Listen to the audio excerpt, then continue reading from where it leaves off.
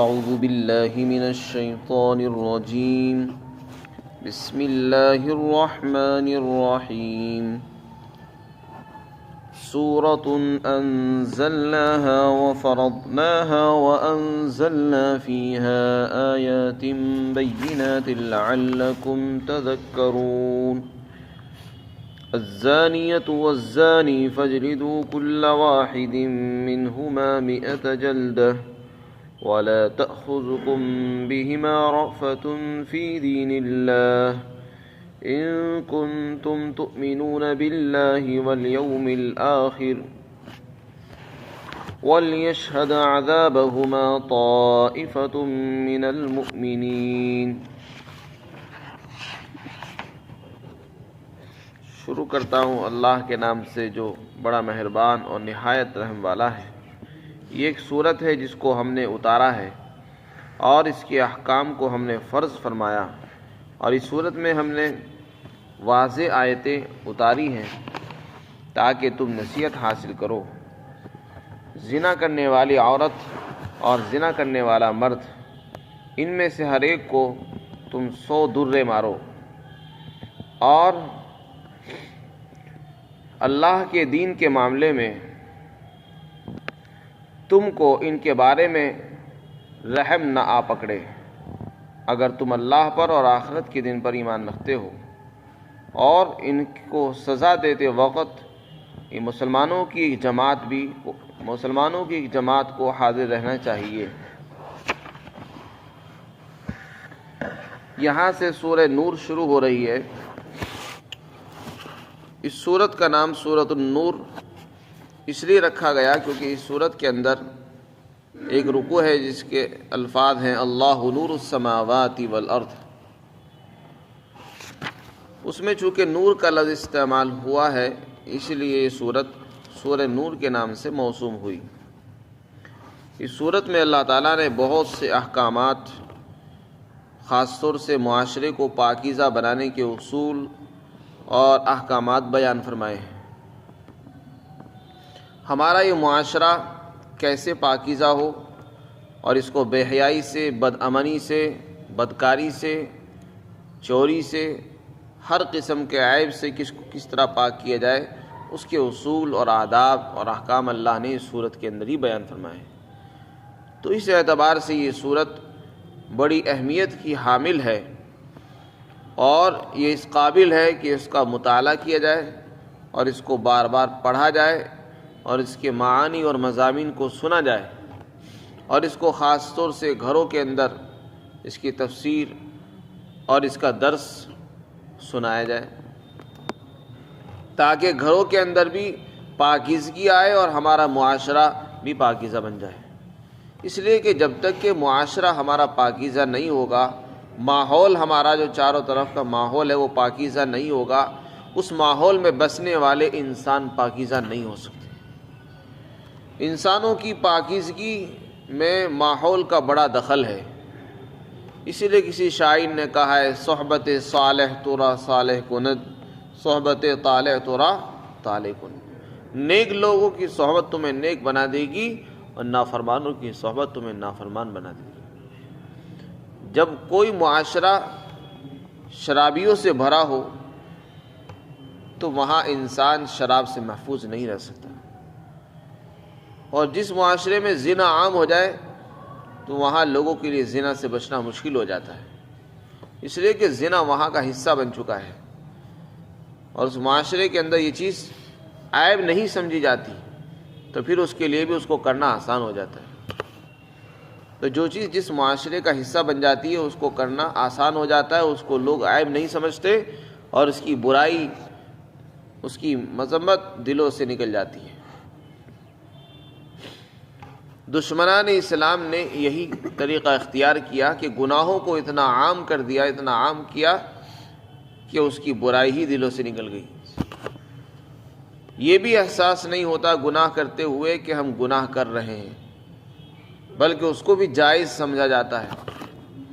تو اس صورت کے اندر اللہ تعالیٰ نے معاشرے کو پاکیزہ رکھنے کے اور پاکیزہ معاشرے کے قیام کے اصول خاص طور سے ذکر فرمائے ہیں، جس میں خاص طور سے زنا کی سزاؤں کا بیان ہے، اور نظروں کی حفاظت، نظروں کو نیچے رکھنا، پردے کے احکام، گھروں میں داخل ہونے کے آداب، ملاقات کے آداب، یہ ساری چیزیں اس میں بیان کی گئی ہیں۔ تو اللہ تعالیٰ فرماتے ہیں سورۃ، یہ سورت ہے جس کو ہم نے اتارا ہے اور اس کے احکام کو ہم نے فرض فرمایا ہے۔ یہ پہلی جو آیت ہے، یہ اس میں کوئی خاص حکم تو نہیں ہے، لیکن اللہ تعالیٰ نے اس صورت کے اہتمام کو اس میں بیان کیا ہے کہ اس صورت میں جو احکامات آ رہے ہیں وہ کتنے اہم ہیں۔ اللہ تعالیٰ پہلے ہی اس کی تاکید فرما رہے ہیں، وضاحت فرما رہے ہیں کہ دیکھو اس میں جو احکامات آ رہے ہیں اس کو بھی ہم نے فرض فرمایا ہے۔ اگرچہ سارے احکام اس میں فرض نہیں ہیں، کچھ مندوب بھی ہیں، مستحبات بھی ہیں، لیکن جو بھی اللہ تعالیٰ طے کر دے وہ فرض ہی ہوتا ہے۔ لیکن ہم سب کو اس کو فرض کی طرح ہی اختیار کرنا چاہیے، اس لیے کہ ہماری خیر اور ہماری بھلائی اسی میں مضمر ہے کہ ہم اللہ کے ہر حکم پر عمل کریں۔ اس کو یہ نہ دیکھیں کہ یہ فرض ہے، یہ سنت ہے، یہ مستحب ہے۔ جو حکم ہے اس پر عمل کرنے میں ہی ہمارے لیے خیر ہے، بھلائی ہے۔ تو اس صورت کے اندر اللہ تعالیٰ نے خاص طور سے ذکر فرمایا زنا کی سزا کو۔ قرآن کریم میں جن سزاؤں کا بیان ہے ان سزاؤں کو حدود کہا جاتا ہے۔ حدود جمع حد کی، یعنی اللہ کی طرف سے طے کی ہوئی سزائیں، یعنی وہ سزا جس کو کسی جج نے، کسی قاضی نے، کسی امیر المؤمنین نے متعین نہیں کیا، نہ ان کے اوپر اس کو چھوڑا گیا ہے، بلکہ اس کا اختیار سب اللہ کو ہے۔ اللہ نے پہلے ہی طے کر دیا کہ اس گناہ کی سزا یہ ہے۔ اب قاضی کو بھی اختیار نہیں کہ اپنی طرف سے کوئی دوسری سزا طے کر دے، بلکہ اس کو وہی نافذ کرنی ہوگی جو اللہ نے طے فرما دی۔ اسی کا نام حد ہے۔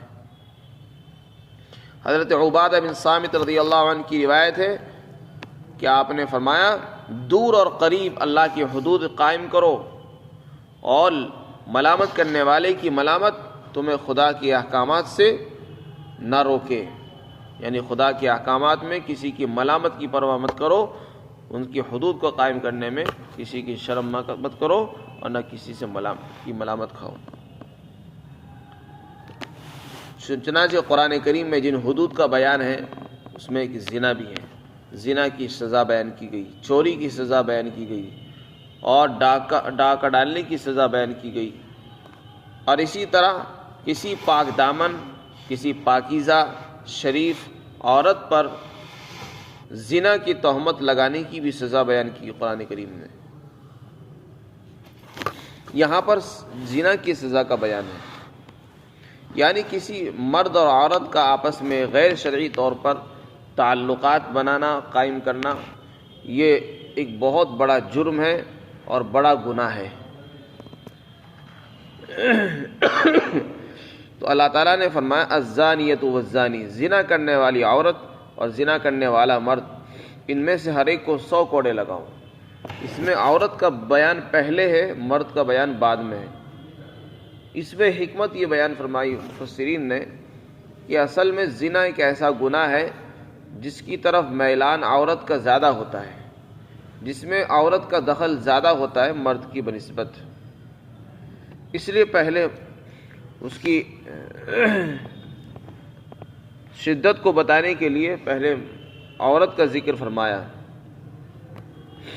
اللہ تعالیٰ نے معاشرے کو پاکیزہ بنانے کے لیے بہت سارے اصول قرآن میں بیان کیے، مثلا اپنی نگاہوں کو نیچے رکھو، کسی دروازے کے سامنے مت کھڑے ہو، جب گھر میں اندر دروازے داخل ہونا ہو کسی کے تو پہلے اجازت لو، سلام کرو، تاکہ کسی نامحرم پر نظر نہ پڑے، اپنی نگاہوں کی حفاظت کرو، پردے کا اہتمام کرو۔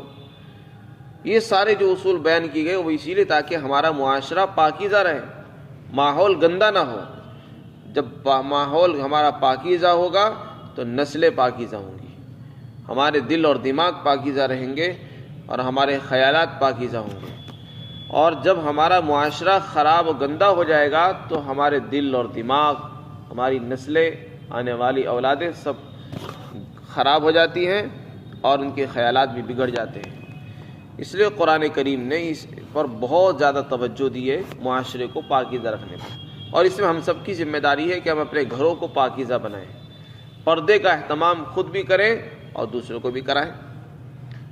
سلام کا اہتمام کریں. کسی کے دروازے میں بغیر اجازت کے اندر مت جائیں، پہلے اجازت لیں، اپنی نگاہوں کو نیچا رکھیں وغیرہ.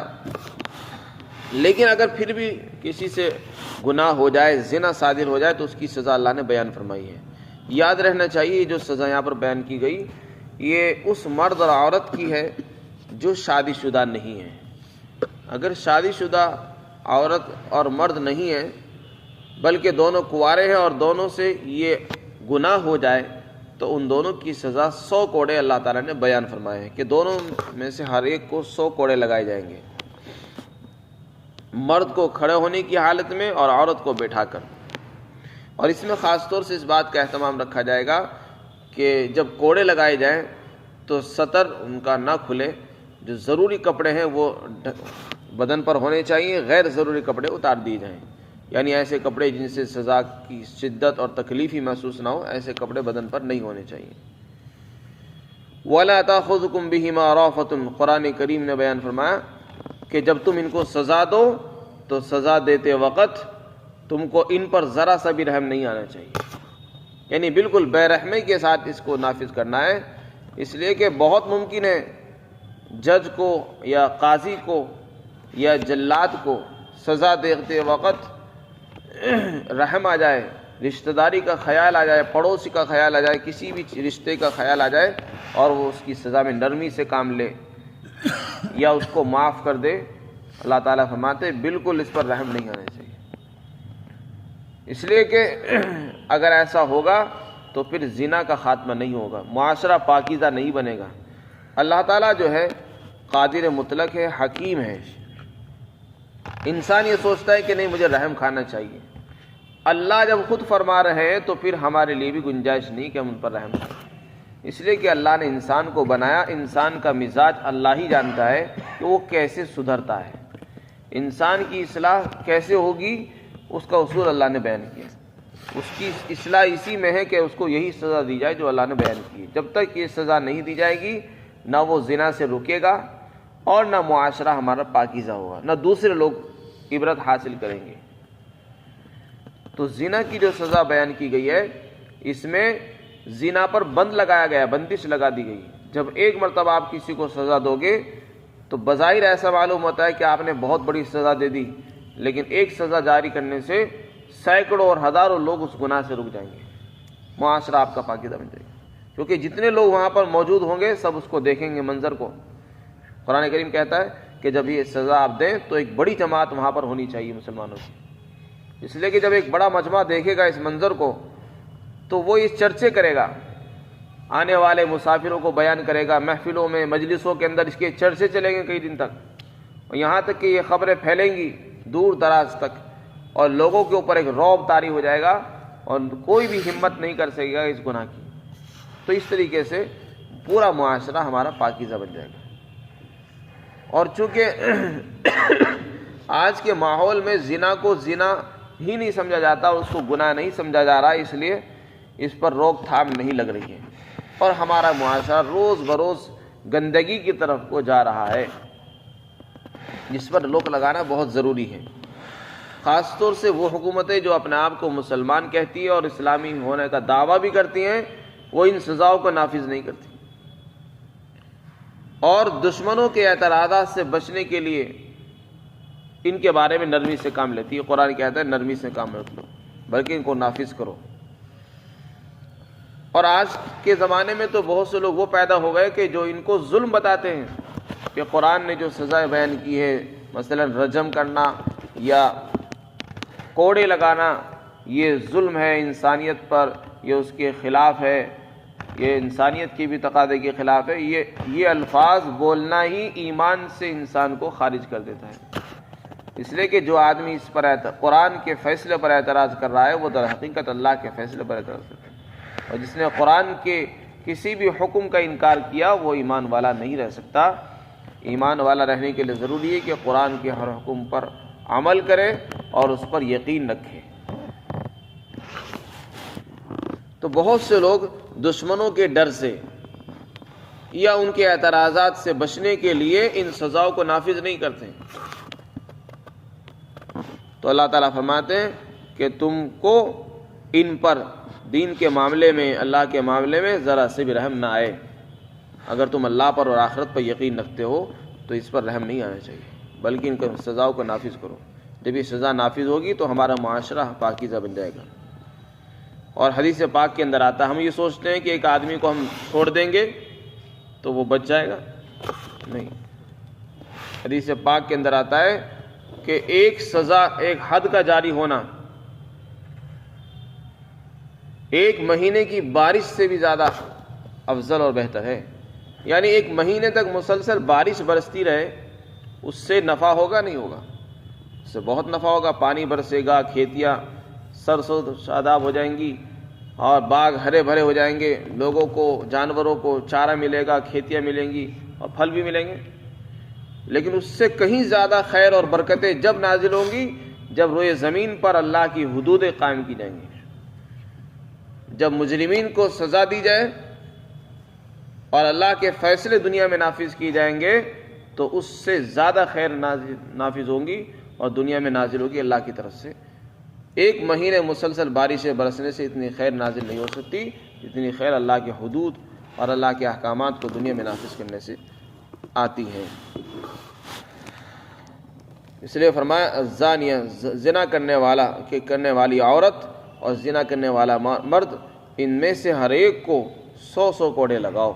مرد کو الگ سے لگائے جائیں گے اور عورت کو الگ سے۔ قرآن نے خاص طور سے یہاں پر اس بات کا اہتمام کیا کہ دونوں کے لیے الگ الگ الفاظ استعمال کیے۔ حالانکہ دوسرے مقام پر جب اللہ تعالیٰ کہتا ہے اے ایمان والو نماز قائم کرو، وہاں پر اتنا کہہ رہتا ہے ایمان والو، اس میں مرد بھی آ جاتے ہیں، عورتیں دونوں آ جاتی ہیں۔ مردوں کو خطاب ہوتا ہے لیکن اس میں عورتیں شامل ہوتی ہیں۔ لیکن یہاں پر اس بات کا اہتمام فرمایا، عورت کے لیے الگ سے الفاظ استعمال کیے کہ کہیں عورتیں یہ نہ کہیں کہ زنا کی سزا مردوں کے ساتھ خاص ہے اور عورتیں اس سے مستثنیٰ ہیں، عورتوں کو سزا نہیں دی جائے گی۔ نہیں، زنا کی سزا مرد کو جیسے دی جائے گی اسی طرح عورت کو الگ سے دی جائے گی۔ اسی طرح چوری کی سزا جیسے مرد کو دی جاتی ہے اسی طرح چوری کی سزا عورت کو بھی دی جائے گی۔ دونوں کے لیے الگ الگ الفاظ اللہ تعالیٰ نے استعمال فرمائے ہیں۔ اور یہ جو زنا کی سزا ہے وہ غیر شادی شدہ مرد اور عورت کے لیے ہے۔ اگر شادی شدہ مرد اور عورت زنا کرتے ہیں تو اس کی سزا رجم ہے۔ رجم کے معنی سنگسار کے آتے ہیں، یعنی اس کو پتھر مار مار کر ہلاک کر دیا جائے گا۔ یہ بھی بڑی سزا معلوم ہوتی ہے۔ حضرت عمر بن خطاب رضی اللہ تعالیٰ عنہ ایک مرتبہ تشریف لائے، کھڑے ہوئے منبر پر اور خطبہ دیا، اللہ کی حمد و ثنا بیان کی، اور اس کے بعد فرمایا کہ اللہ نے اپنے نبی کو حق کے ساتھ بھیجا ہے اور ان پر قرآن اتارا ہے، اور اس قرآن کریم میں رجم کی آیت بھی تھی اور ہم نے اس کو پڑھا ہے اور ہم نے اس کو محفوظ بھی کیا ہے، اور اس کے بعد اللہ کے نبی نے رجم بھی فرمایا، یعنی آپ نے خود بھی رجم کیا ہے اور ہم نے بھی رجم کیا۔ اور مجھے یہ خیال ہوا کہ ایسا نہ ہو کہ زمانہ دراز ہونے کے ساتھ ساتھ، زمانہ کے گزرنے کے ساتھ ساتھ کوئی یہ نہ کہہ دے کہ قرآن میں تو رجم کی آیت ہے ہی نہیں، ہم رجم کی آیت ہمیں نہیں ملتی، لہذا رجم کی سزا جب قرآن میں نہیں ہے لہذا اسلام میں بھی نہیں ہے۔ تو مجھے یہ خیال ہوا کہ آنے والے زمانے میں کوئی یہ نہ کہہ دے کہ رجم کی آیت تو قرآن میں نہیں ہے، تو اس لیے آپ نے وضاحت کر کے ارشاد فرمایا کہ قرآن میں رجم کی آیت تھی اور ہم نے اس کی تلاوت کی ہے، ہم نے اس کو محفوظ کیا ہے اور ہم نے خود بھی رجم کیا ہے۔ اور آپ نے فرمایا کہ رجم برحق ہے، یعنی اس کے بارے میں کوئی شک اور شبہ نہیں ہے۔ اس کا کیا مطلب ہے؟ حضرت عمر رضی اللہ تعالیٰ نے خطبہ دیا تو مفسرین نے فرمایا کہ رجم کی آیت قرآن میں تھی، اس کے بعد اس کی تلاوت منسوخ ہو گئی اور اس کا حکم برقرار رہا۔ اور یہ بھی مطلب ہو سکتا ہے کہ رجم کا جو حکم ہے وہ قرآن ہی میں ہے، اس لیے کہ رسول اللہ نے جو کام کیا ہے وہ بھی اپنی مرضی سے نہیں کیا، وہ اللہ ہی کی طرف سے ہوتا ہے تو وہ بھی اللہ کے احکامات ہیں۔ تو یہ کہنا کہ قرآن میں رجم نہیں ہے تو یہ غلط ہے۔ حضرت عمر رضی اللہ تعالیٰ نے اس کی وضاحت فرمائی اور اللہ تعالیٰ نے پہلے ہی ان کے دل میں یہ بات ڈال دی کہ ایسا نہ ہو آنے والے زمانے میں لوگ اس پر اعتراضات کریں۔ چنانچہ اس کو آپ نے وضاحت کے ساتھ پیش فرمایا۔ تو رجم کی جو سزا ہے وہ ان کو دی جائے گی جو شادی شدہ ہوں۔ اور زنا کی سزا کے لیے اللہ تعالیٰ نے بہت سخت قوانین بنائے ہیں، یعنی یوں ہی کسی کے کہنے سے کسی کو سزا نہیں دی جائے گی، بلکہ اس کے لیے کم از کم 4 گواہ ہونا شرط ہے، جبکہ اور عام معاملوں کے لیے 2 گواہ کافی ہوتے ہیں، لیکن زنا کے ثبوت کے لیے کم از کم 4 گواہوں کا ہونا ضروری ہے۔ جو چاروں آدمی یہ کہیں کہ ہم نے دونوں کو وہ کام کرتے دیکھا ہے، یعنی اس طرح دیکھا ہے جیسے کہ سرمیدانی کے اندر سلائی، جب تک وہ اس طرح گواہی نہیں دیں گے اس وقت تک زنا کا نہ ثبوت ہوگا نہ کسی کو سزا دی جائے گی۔ اور اگر وہ اسی طرح وہ ان گواہوں کا عادل ہونا اور ایماندار ہونا، صادق اور سچا ہونا بھی ضروری ہے۔ اگر گواہ ایسے جھوٹے ہوں، فاسق اور گنہگار ہوں تو پھر بھی گناہ کا ثبوت نہیں ہوگا، نہ سزا دی جائے گی۔ اگر وہ جھوٹے نکل آئیں تو پھر ان گواہوں کو سزا دی جائے گی، کیونکہ انہوں نے ایک عزت دار عورت پر، ایک معزز عورت پر، اس کی پاک دامنی پر اعتراض کیا اور اس کی عزت کو اچھالا ہے انہوں نے، اور اس پر انہوں نے زنا کی تہمت لگائی ہے اور اس کو ثابت بھی نہیں کر سکے۔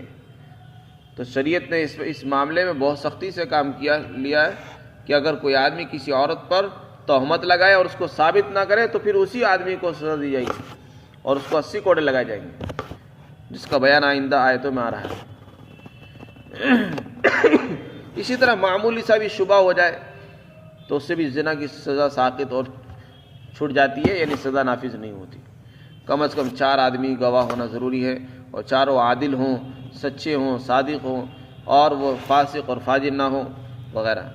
یا اگر گواہ موجود نہ ہو، عورت خود اقرار کر لے، اور اقرار اگر کر لے تو پھر اس سے 4 مرتبہ، اس سے 4 مجلسوں کے اندر اقرار کرایا جائے، اور اس سے پھر قاضی اور امیر المؤمنین زنا کی تعریف پوچھے کہ اچھا یہ تو بتا زنا کسے کہتے ہیں اور کیسے ہوتا ہے، کہاں ہوتا ہے، اس سے پوری تحقیقات کرے۔ جب وہ اس کا اقرار کر لے پھر اس کو سزا دے۔ اسی طرح زنا کے بہت سے احکامات ہیں، اس آیت میں اللہ تعالیٰ بیان فرمائیں گے۔ اللہ تعالیٰ